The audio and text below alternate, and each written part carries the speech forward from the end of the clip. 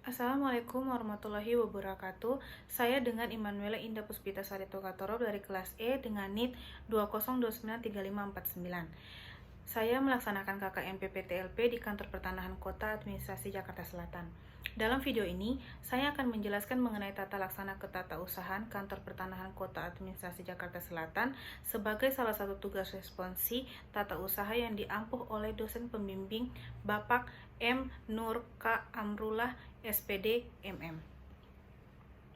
Pokok bahasan yang akan saya bahas dalam video ini, yang pertama, tugas dan fungsi tata usaha kantor pertanahan. Yang kedua, implementasi tugas dan fungsi tata usaha di kantor pertanahan. Yang ketiga, pengalaman praktik di tata usaha kantor pertanahan. Yang keempat, inovasi di tata usaha kantor pertanahan. Yang kelima, masalah yang ditemukan di tata usaha kantor pertanahan. Yang keenam, solusi yang ditemukan di tata usaha kantor pertanahan. Dan yang terakhir, penutup dan saran. Poin pertama adalah tugas dan fungsi tata usaha. Berdasarkan Peraturan Menteri Agraria dan Tata Ruang Kepala Badan Pertanahan Nasional Republik Indonesia tahun nomor 17 tahun 2020 dalam pasal 23 mengatakan bahwa subbagian tata usaha mempunyai tugas melakukan pemberian dukungan administrasi kepada seluruh unit organisasi kantor pertanahan, pelaksanaan pengelolaan modernisasi pelayanan pertanahan berbasis elektronik, dan pelaksanaan fasilitas reformasi birokrasi dan penanganan pengaduan di kantor pertanahan. Berdasarkan Peraturan Menteri Agraria dan Tata Ruang Kepala Badan Pertanahan Nasional Republik Indonesia nomor 13 tahun 2019 tentang uraian tugas jabatan struktural di lingkungan Kementerian Agraria dan Tata Ruang Badan Pertanahan Nasional, subbagian tata usaha di kantor pertanahan dibagi menjadi 3, yaitu urusan umum dan kepegawaian, urusan perencanaan, evaluasi dan pelaporan, urusan keuangan dan barang milik negara.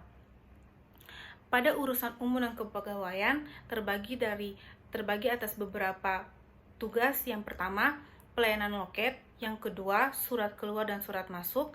Yang ketiga, admin media sosial kantor pertanahan Kota Administrasi Jakarta Selatan. Yang keempat, urusan kepegawaian, mutasi, izin, cuti, dan hal-hal yang menyangkut pegawai kantor pertanahan Kota Administrasi Jakarta Selatan.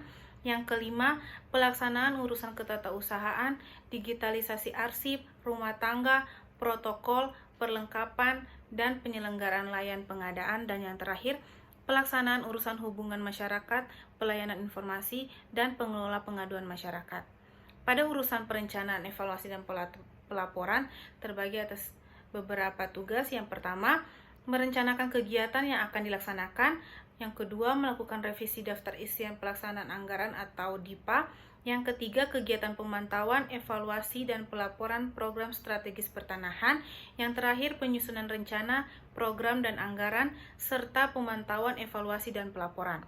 Pada urusan keuangan dan barang milik negara terbagi atas beberapa tugas. Yang pertama, pengelolaan urusan keuangan dan barang milik negara. Yang kedua, menyiapkan surat keputusan pengelolaan keuangan.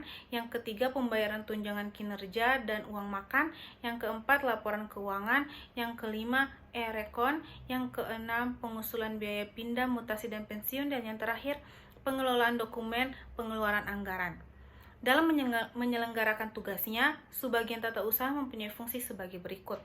Yang pertama, penyusunan rencana, program, dan anggaran serta pelaporan. Yang kedua, pelaksanaan pemantauan, evaluasi, dan pelaporan program strategis pertanahan. Yang ketiga, pelaksanaan urusan organisasi, ketatalaksanaan, analisis jabatan, dan pengelolaan urusan kepegawaian. Yang keempat, pengoordinasian dan fasilitas pelaksanaan reformasi birokrasi di kantor pertanahan. Yang kelima, pelaksanaan urusan keuangan dan administrasi barang milik negara. Yang keenam, pelaksanaan urusan ketatausahaan, rumah tangga, protokol, perlengkapan, dan penyelenggaraan layanan pengadaan. Yang ketujuh, pengordinasian dan fasilitas pengelolaan pelayanan pertanahan. Dan yang terakhir, pelaksanaan urusan hubungan masyarakat dan pelayanan informasi, advokasi hukum, peraturan perundang-undangan, dan penanganan pengaduan masyarakat. Pada poin yang kedua pembahasan, yaitu implementasi tugas dan fungsi tata usaha.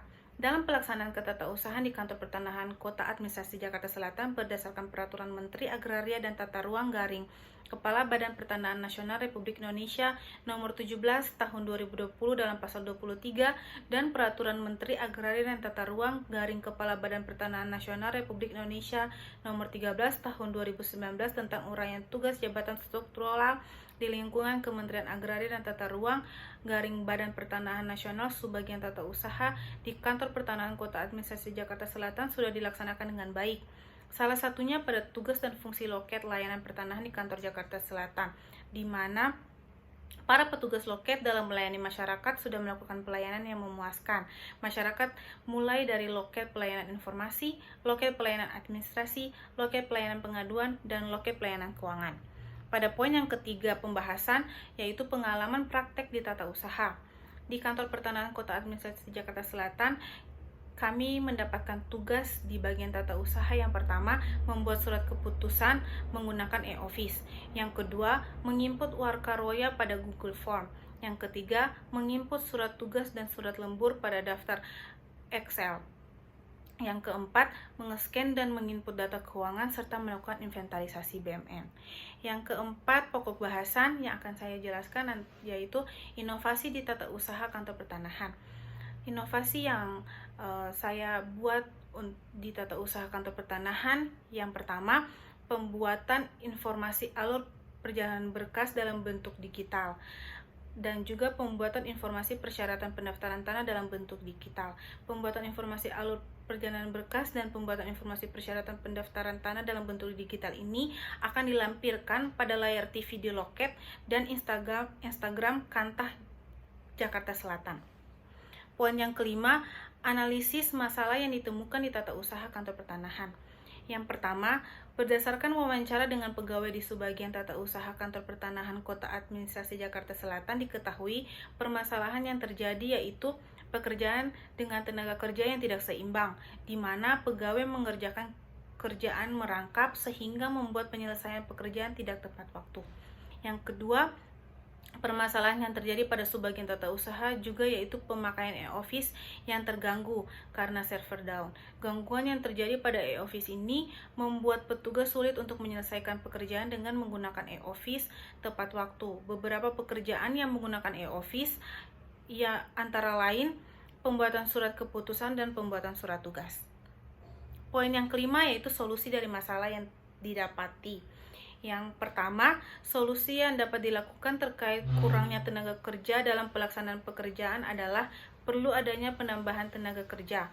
Hal ini dilakukan untuk menghindari kelebihan beban pekerjaan dari tenaga kerja yang ada. Yang kedua, solusi yang dapat dilakukan agar e-office tidak terganggu, yaitu diperlukan pengstabilan pada aplikasi e-office.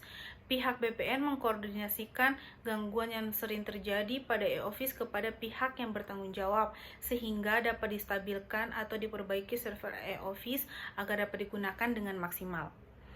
Poin terakhir yaitu penutup. Pada penutup ini saya akan mengambil kesimpulan dan saran. Pada kesimpulan, Subbagian Ketatausahaan Kantor Pertanahan Kota Administrasi Jakarta Selatan mempunyai tugas melakukan pemberian dukungan administrasi kepada seluruh unit organisasi kantor pertanahan. Adapun permasalahan yang dihadapi pada Subbagian Tata Usaha Kantor Pertanahan Kota Administrasi Jakarta Selatan antara lain terkait pekerjaan dengan tenaga kerja yang tidak seimbang dan pemakaian e-office yang terganggu karena server down. Saran yang saya berikan ada dua, yaitu pertama, penambahan jumlah dan peningkatan kualitas sumber daya manusia sangat penting untuk dilakukan mengingat volume pekerjaan di Kantor Pertanahan Kota Administrasi Jakarta Selatan sangat tinggi, sehingga penyelesaian pekerjaan akan tepat waktu. Yang kedua, BPN mengkoordinasikan gangguan yang sering terjadi pada e-office kepada pihak yang bertanggung jawab, sehingga dapat distabilkan atau diperbaiki server e-office agar dapat digunakan dengan maksimal. Demikian penjelasan dari tata laksana ketatausahaan di Kantor Pertanahan Kota Administrasi Jakarta Selatan. Sekian dan terima kasih.